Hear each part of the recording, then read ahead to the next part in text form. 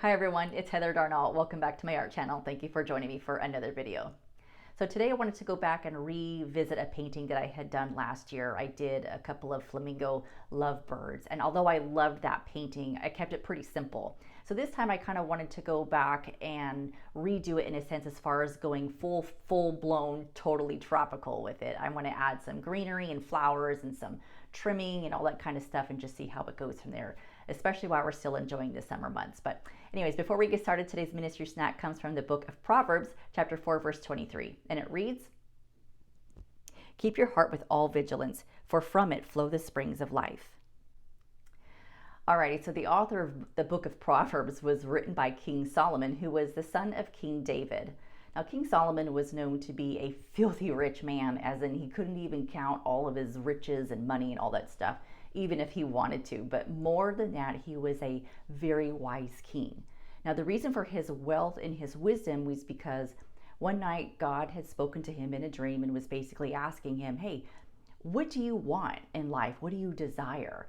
And so King Solomon responded to him with concern because he knew that his father, King David, was a man after God's own heart, and he was a good king. So therefore, he knew he had some pretty big shoes to fill. And so with personal experience at the time being king, he was already picking up, early on that this is not a very easy task to be king. There's a lot to be, there's a lot to be done. There's a lot that he's responsible for. And we really have to look at it like a good business is not really a good business unless there's good management. There's responsibilities to be met, accountabilities to be held. And that's why the managers get paid the big bucks, so to speak, so that they oversee that all of those things are running smoothly, effectively, efficiently, et cetera, so that that business can achieve and maintain that good business reputation. Well, King Solomon knew that there's a lot more involved as far as being king. That means, there is more than just taking care of the economy. It also means to take care of the people. And the people had his interest above everything else anyways. So we got to think about it. If someone is in a leadership position, rather it's in the place of the business that we work at or in the land that we live, how would we want someone to be good at their job as far as taking care of us?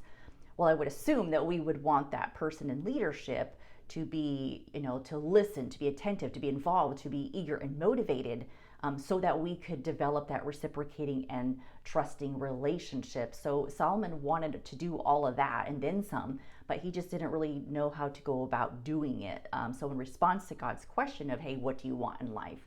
He asked for wisdom, hence the marvelous book of Proverbs. So if you want to be a wise guy yourself, it would behoove you to read the book of Proverbs.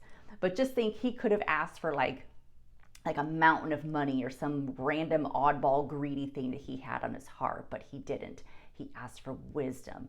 But take note that I said heart and not mind, because he didn't have greed in his heart, because he exercised vigilance. Now take note that the heart is revealed by the things that come out of the mouth, which are responsible for not just our words, but our actions. Remember, our thoughts also are translated into words that carry out into actions.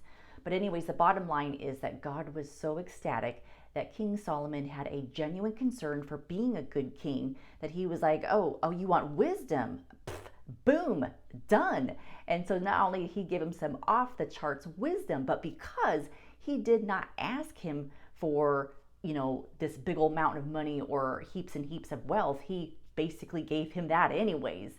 And because usually most of the time when we ask for greed, we're asking it out of just that greed. And God doesn't necessarily give it to us because he knows that we can't necessarily handle it. It's going to get the worst out of us, and he doesn't want that for us. But in this case, he knew that Solomon was going to put that money to good use anyway. So it was a win-win. But anyways, so that's right. That is the reason for his wealth and his wisdom. And if you go back into the Old Testament, back to 1 Kings chapter 10, verse 7, the Queen of Sheba, she at the time caught wind of his wealth and his wisdom, and she went out of her way to make this big old long journey and check it out for herself. So when she sees Solomon, she says, Hey, but I did not believe the reports until I came down and saw it for myself. And behold, the half was not told to me. Your prosperity and your wealth it surpasses the reports I've heard. So that is big time for someone to go out of their way and travel long distance to see for themselves for what they have heard, and then what they have heard wasn't even half of what they actually seen. But now let's focus on the word vigilance, because according to the dictionary, it states the action or state of keeping careful watch for possible danger or difficulties. Sounds about right. So we all know in the world there are all kinds of dangers, and most of us are in tune to the most common kind, like avoiding a situation that would put ourselves in dangers or someone else in danger. So it's just in our minds, we kind of already know that it's the right thing to not drive like a jerk, to look both ways before we cross the street, to not get into the mix with people who go out of the way to make bad choices like stealing and or putting yourself or themselves or other people's lives in physical danger. I mean, it's just, and it goes without saying too that we would teach our kids the same concept, because hello, it's common sense. But not only that, it's what aids to having a good moral compass. But how often do we stop and take the time to be vigilant about our hearts? How often do we stop and take the time to think about how important it is to literally guard our hearts? That if we don't, we are basically opening ourselves up to a very dangerous spiritual situation. Now, God says that our heart is the most vital organ in our life. That's obvious, because without it, as He created it, without it, we wouldn't have life. We were lifeless. But He also talks about our heart being so important because it is vital to our spiritual life.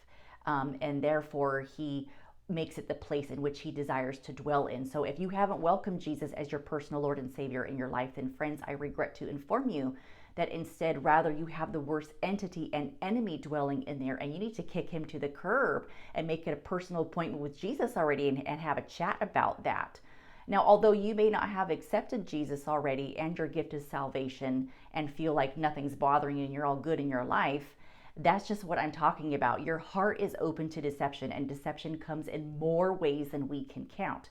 But that said, chew on this awesome perspective written by a man, or quoted by a man named Thomas Brooks, as it reads: Satan promises the best but pays with the worst. He promises honor but pays with disgrace. He promises pleasure and pays with pain. He promises profit and pays with loss. He promises life and pays with death. But God pays as He promises. All His payments are made in pure gold.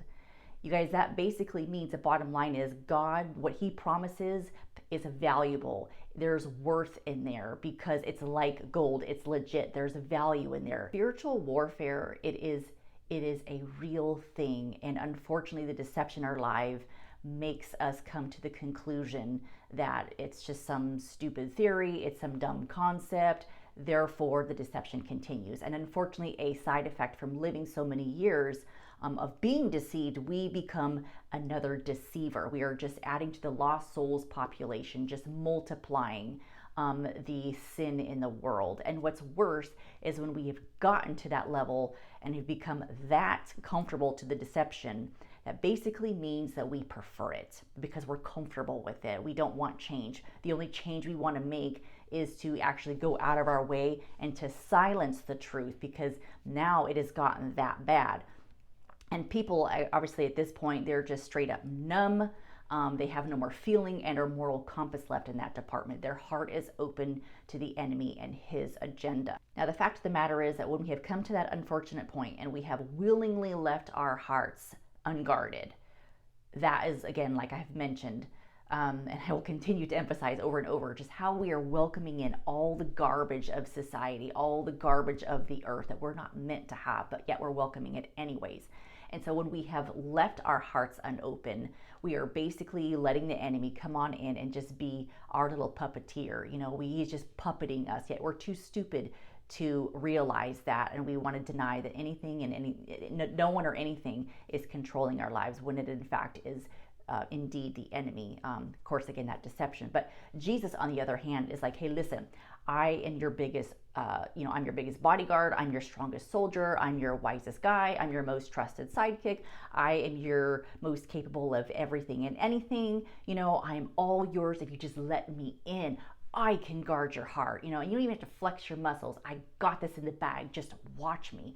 But you have to be in the Word. You have to want a relationship with me. Now, notice I said relationship. He didn't say, no, you have to go have a specific religion or go adopt a specific denomination. He doesn't care about any of that. It's about a relationship. I mean, think about it. Why do you have a relationship with your friends?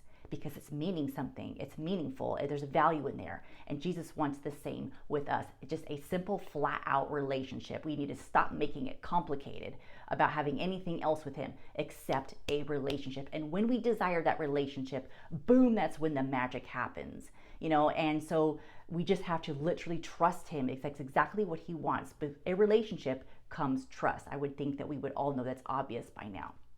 But anyways, it's just unfortunate that when you go back to the book of Psalms, chapter 126, verse 6, sadly, it's so true because it says, man says, trust me, or man says, show me, and I'll trust you. But Jesus says, trust me, and I'll show you. Now rest with the fact that Jesus doesn't like controlling our life in the way that the enemy wants us to think that Jesus is controlling our life. The only reason why Jesus has control of our lives is because we have invited him in to do so, because we have established that trust in our relationship. Hence why there's a relationship, because there's trust. We are counting on the other person to do and carry out the very thing that they said they are capable of. And in this case, of course, we know that Jesus is more than capable, and he wants to be our guard. He wants to be everything in our lives. So again, the enemy wants us to think that he is the puppeteer, not himself. And so he doesn't even want he doesn't even want you to know that he exists. But if you do, it has to be that Jesus is the one that's doing everything bad, not him. So again, the enemy wants to point the finger back at Jesus in the bad way.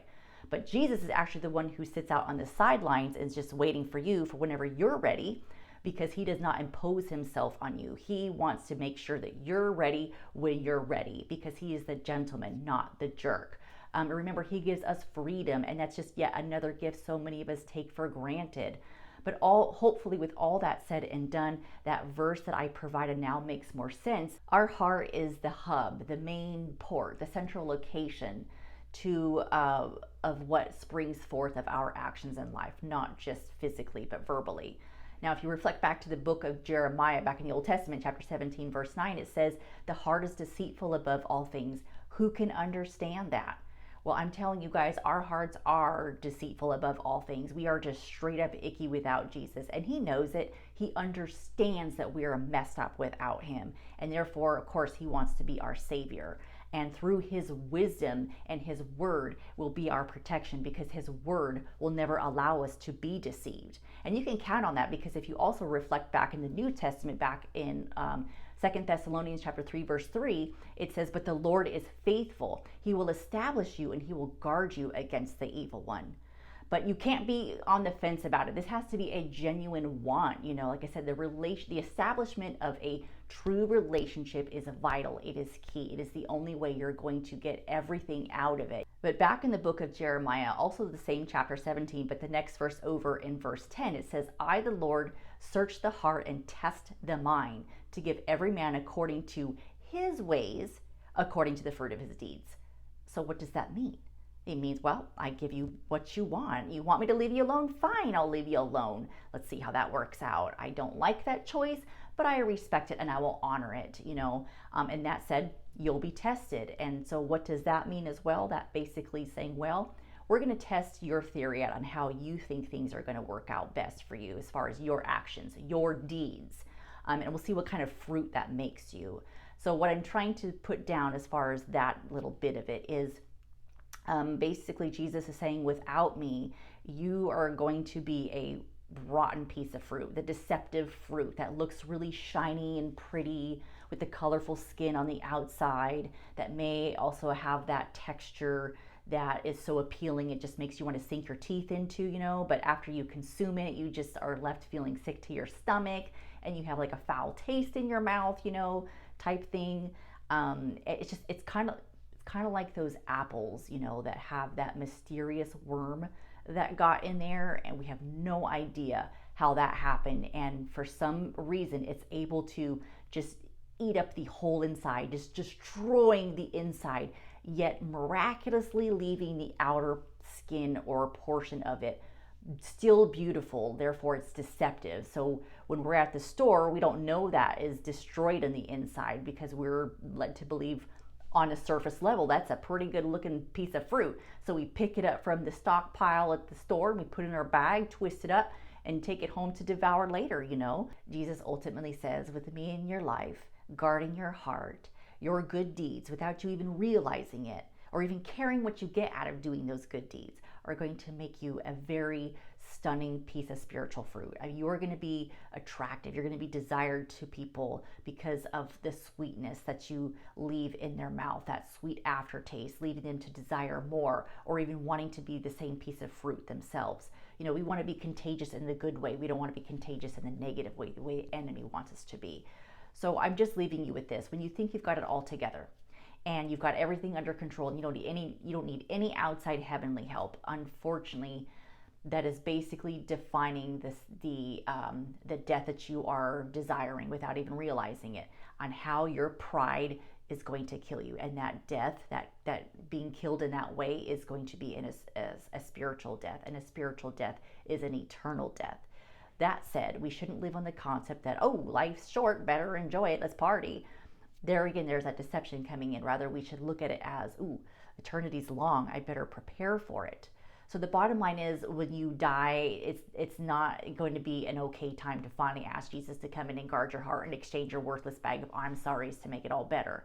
You know what I mean? We are allotted our 100 so years of life that already go too fast as it is, but it is seen by Jesus as enough time for us to kind of get ourselves together and realize who is here for us to guard our heart during our lifespan here, because it is, again, full of deception and full of earthly power by the enemy, that we don't even realize what he has and what he's capable of doing with us when we don't want our spiritual bodyguard. So something else to think about is to pray for your family. Pray for your kids, because they're too young to know right now the importance of having Jesus guarding our hearts. I mean, we could tell them all about it, but they don't really understand the full concept. Isn't until they gain maturity and grow older in life with personal experience too on top of that it's going to click and make sense for them. Therefore, again, as our parental duty, we need to pray for our kids, because we're all they have in our life is a physical gift, and it was a gift from God. So we need to honor his gift.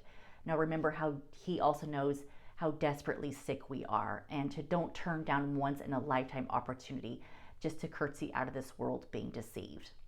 All right, guys, let's get started.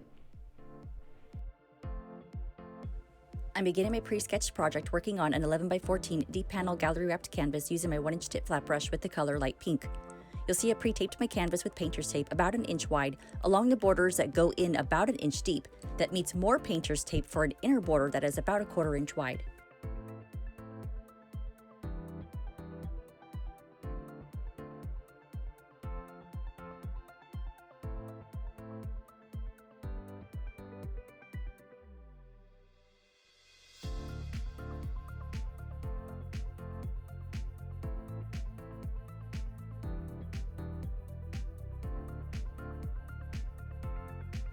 Here's the reveal after 2 coats. I'll go in later and paint in some white if needed to clean up any lines.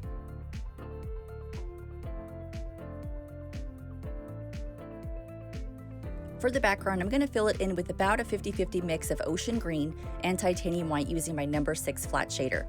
I could use a bigger brush and cover more faster, but there's a lot of tight areas here, and I feel like this brush works well for that. Plus, it does the job of filling in the background anyway, so I just figured why dirty 2 brushes and enjoy my time anyway.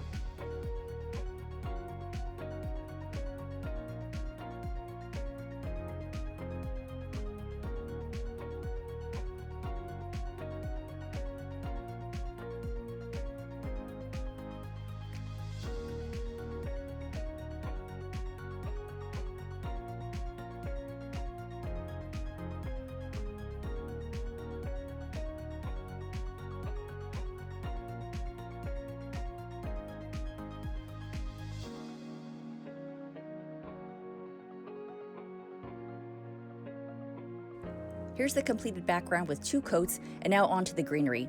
I'm still using the same brush, but I'm going to use a sap green for the darker greens and a lime green for the lighter greens. I apologize in advance if it's difficult to see portions of this video of the painting process due to my hand covering it or blocking the camera. You'll see I even briefly switched to my left hand to help with that. Yes, I'm ambidextrous for the most part. My mom was too. So unfortunately, until I can afford multiple cameras to get more angles, I'm stuck with my fixed camera arm. And moreover, even if money was no issue, it would also have to be that I would have to know how to incorporate those angles into the already time-consuming video editing process. But the bottom line is I'm just grateful I have something to hold my camera. Gotta always look at it as the glass is half full and have an attitude of gratitude.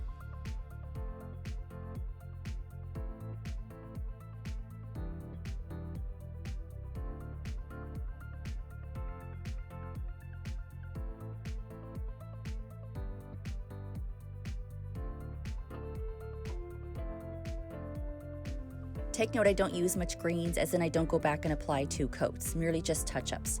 Also notice I try to paint going in the direction of the leaf veins and only halfway in, so kind of perpendicular to the midrib or center line of the leaf. And so when the paint meets in the midrib, you'll have more of a defined or visible midrib.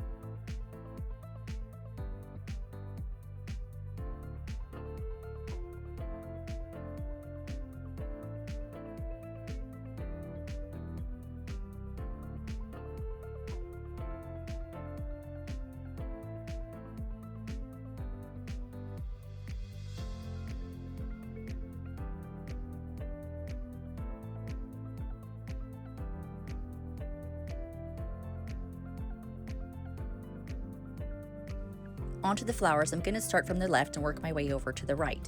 I'm going to paint a base color of medium magenta for this flower using my number 0 round brush, followed by some deep violet in some of the petals for shadowing, and then a pearl hot pink on top so my flower stands out and is reflective. My advice is to fill the flowers in sort of like the leaves, fill them in by contouring or however its anatomy is to have a more clean, realistic look to them.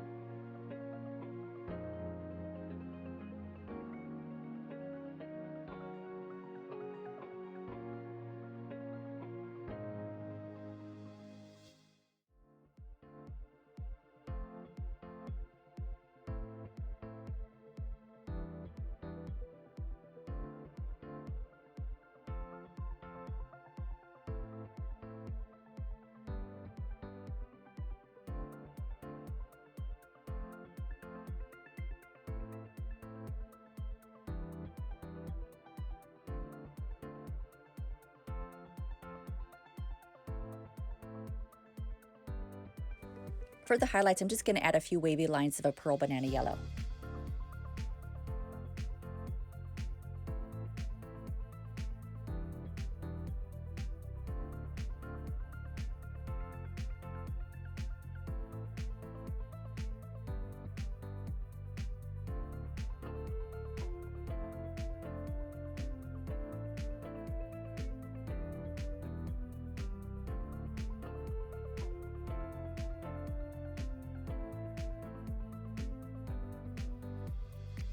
So on to the next one. This flower is going to have a base color of a cadmium yellow deep hue, followed by a little cadmium orange hue in the center to blend it in a little with the yellow. I'll repeat the process of a few wavy lines using the same pearl banana yellow, and then top it off by covering it with an iridescent dreamy lemon yellow, which you'll see how the lighting picks up that color and really gives it a nice reflection. Oh, and I didn't forget to fill in the center of the medium magenta flower. I'll fill in each of the centers when I filled all the flowers in, and I'll use the same brush too for all of the flowers.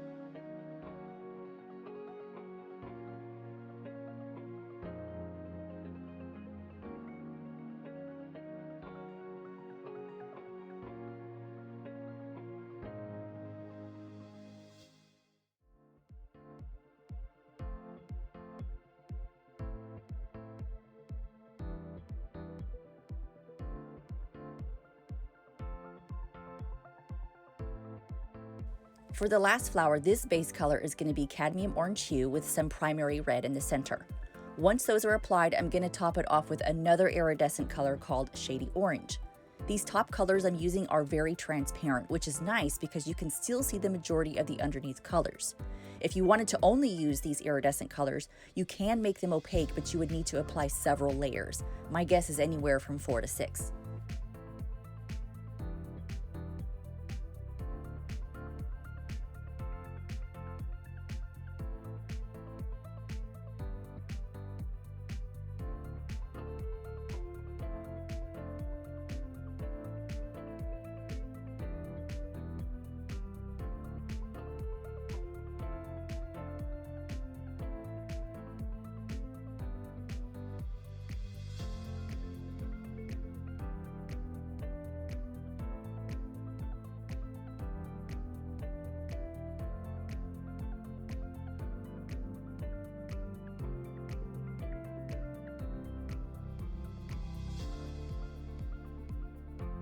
Now I'm shifting my focus to the flower centers.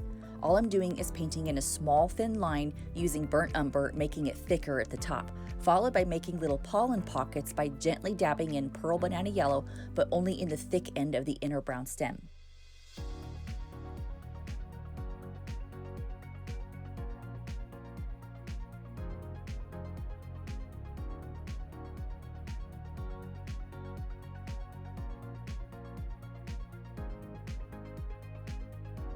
Moving on to the flamingos, which I go back to my number 6 flat shader.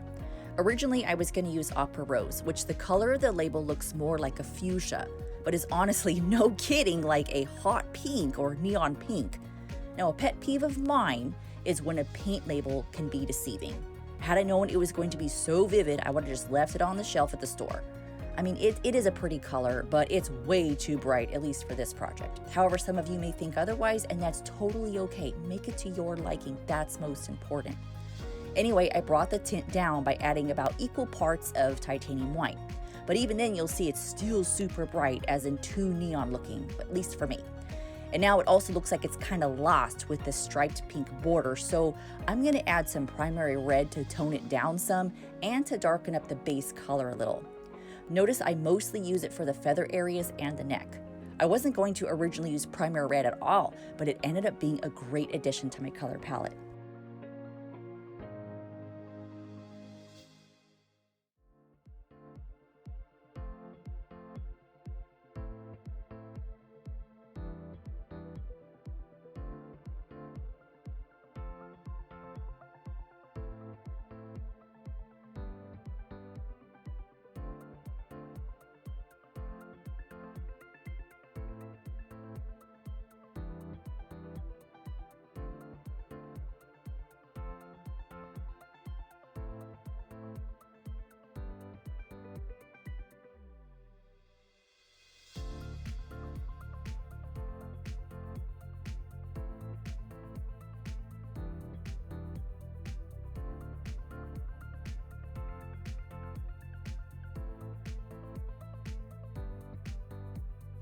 Take note, I lighten up the primary red and bring the tint down by mixing a little light pink with it.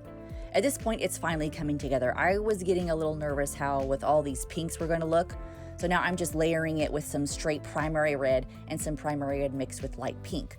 Then for the top feathers, I use just light pink and a little titanium white for highlights. Again, I really like how these colors work because I feel like there's depth in my flamingos and that they don't look lost in the striped pink border. When I'm satisfied, I then repeat the process with the other 2 flamingos.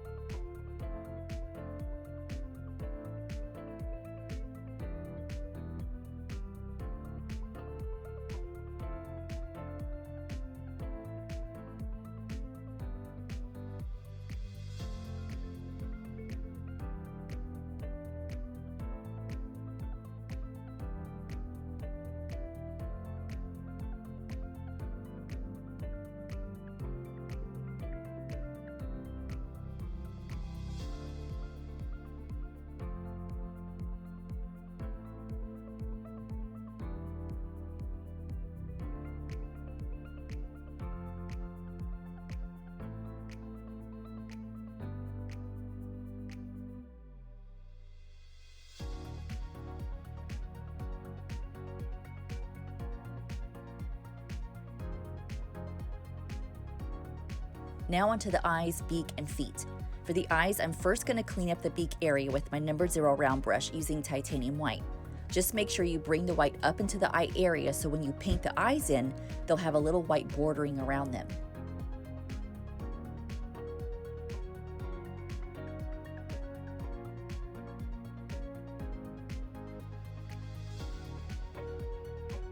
Next, I finish painting in the beak using Mars Black, but notice I don't bring it up too high. I only bring it just below where the beak starts to curve and it's sort of in an uneven line.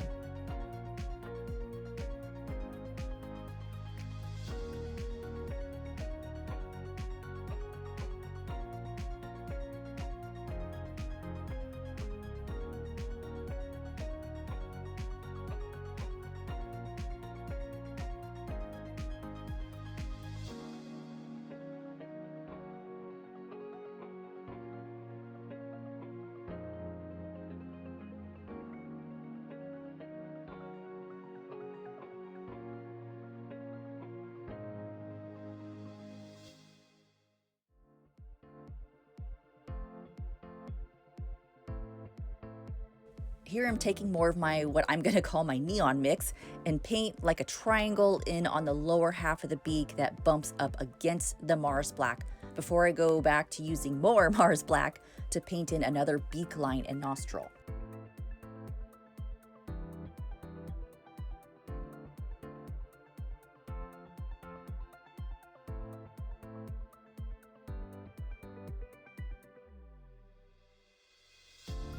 Notice here the beak line and the nostril line are at the same height.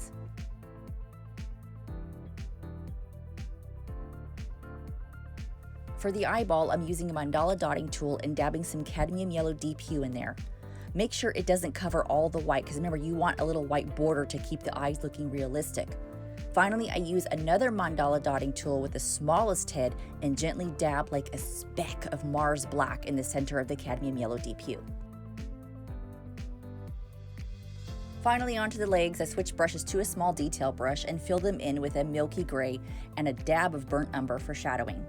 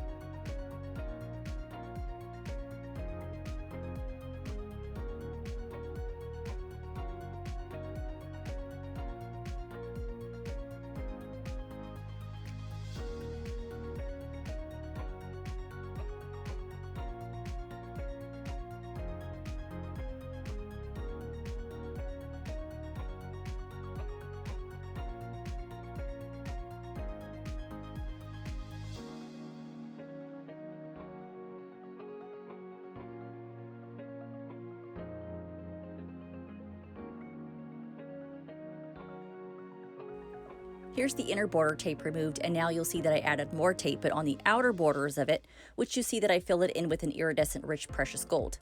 This is pretty opaque, but I give it 3 coats anyways, just because I want it nice and thick.